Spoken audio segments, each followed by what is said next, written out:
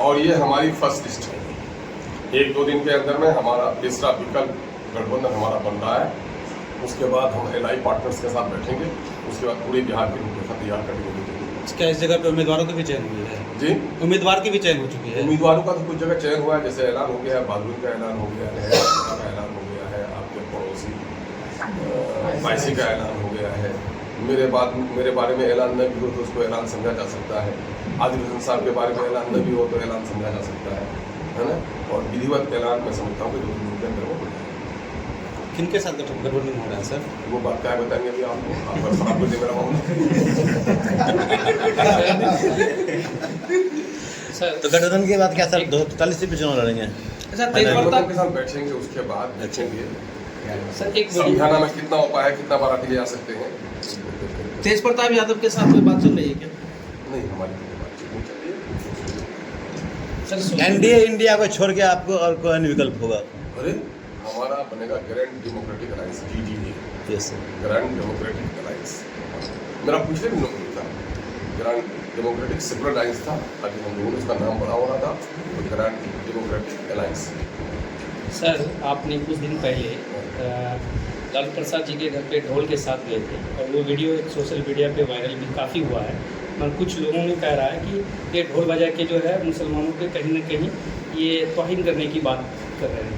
अब बेचारा जिसकी जितनी समझ है यार, मुस्कुराते हुए हाथ उठाओ तो सलाम है, गुस्से से हाथ उठाओ तो तमाचा है ना। वो चेहरे का वो बताता है, अंदाज बताता है, उसकी समझ जितनी है वो बेचारा जहाँ रहता उतनी समझ रखेगा ना।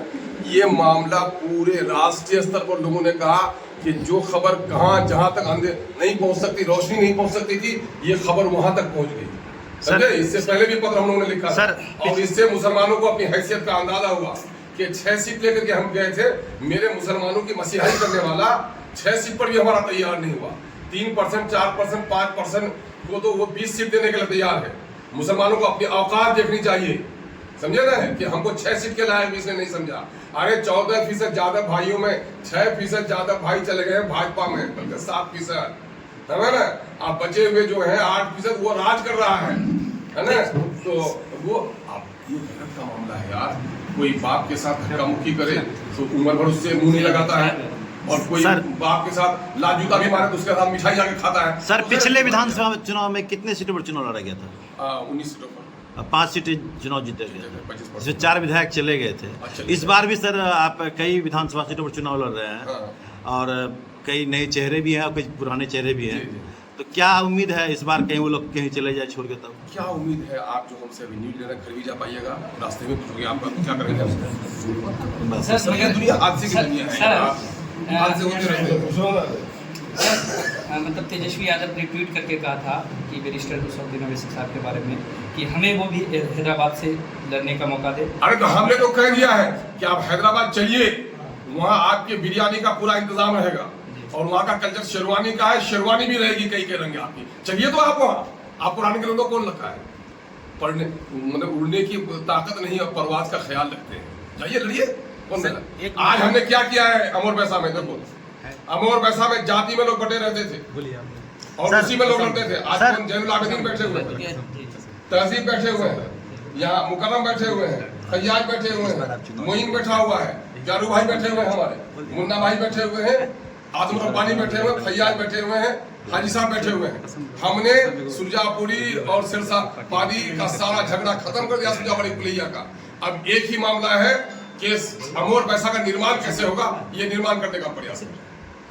शुक्रिया सर देख रहे हैं कि अभी जो है MIM उम्मीदवारों को हलफ लेकर ये कर रही है, तो इस पर क्या कहेंगे? अच्छा, जब उसको सिखाते हैं कि जब आप असेंबली पार्लियामेंट में जाइएगा तो वहाँ हलफ कैसे लीजिएगा, वो सिखा रहे हैं भाई, उसमें क्या दिक्कत है?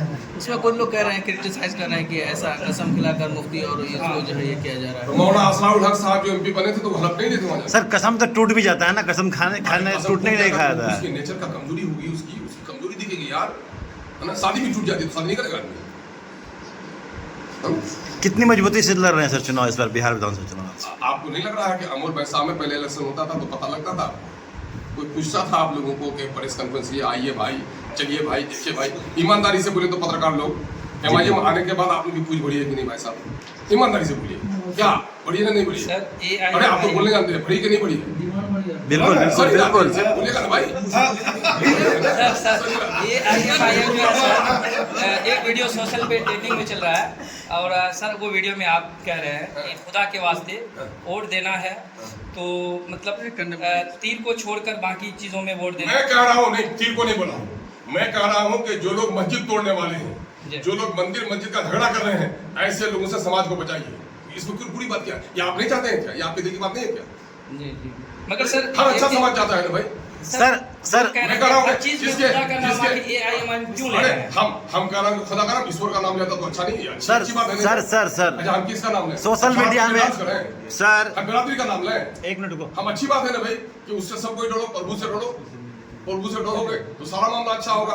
माँ का आदर भी करोगे, बाप का सम्मान भी करोगे, पड़ोसियों का ख्याल भी रखोगे। आप प्रभु से नहीं डरोगे तो डंडा लेकर के आओगे कि मेरा बाप बड़ा आदमी था, वोट देना पड़ेगा, बिरादरी का मैं हूँ। सर सोशल मीडिया पे ट्रेंड कर रहा है कि बाहरी नहीं अमोर का बेटा चाहिए, ऐसा कुछ ट्रेंड चल रहा है, इस पर आप क्या कहेंगे? हमेशा कुछ न कुछ चलता है, हमेशा कुछ न कुछ चलता है। लोग कहता है कि आपको पीला कुर्ता पहन के नहीं आना चाहिए, काहे नहीं आप खड़ा पहन के आए, उसका क्या कीजिएगा आप? सवाल ये पैदा होता है कि अमोर के 51% लोगों ने कहा कि अख्तर उल ईमान यहाँ का नेता बनेगा, तो अमोर की जनता की बात रहेगी कि 2-4 आदमी जो इस तरह बोलता है, 4 आदमी है, एक नारा निकाला, वो 4 आदमी है, 4 आदमी के अलावा 5वां आदमी नहीं है। ये नारा कभी, यहाँ मामला है बीमार पड़ा है तो डॉक्टर देखो, शेरवानी सिलाना है तो दर्जी कौन अच्छा है, बिरयानी पकानी है तो कानकी से भी बुलाते हो।